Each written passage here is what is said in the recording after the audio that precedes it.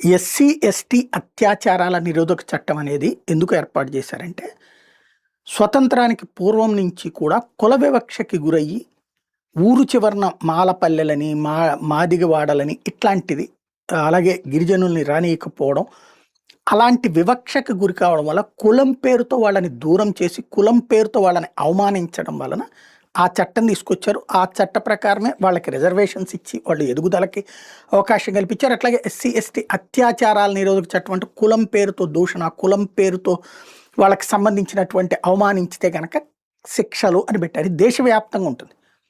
అదే సందర్భంలో ఇప్పుడు ఆంధ్రప్రదేశ్ ప్రభుత్వం తెలుగుదేశం పార్టీ ఎన్నికల ముందు ఇచ్చినటువంటి హామీలో భాగంగా బీసీ అత్యాచారాల నిరోధక చట్టానికి ప్రిపేర్ చేస్తుంది. దాని ప్రకారం బీసీలను కులం పేరుతో దూషించినా, ద్వేషించినా, దాడి చేసినా వాళ్ళకి 6 నెలల నుంచి 5 సంవత్సరాల పాటు జైలు శిక్ష అన్నటువంటిది 2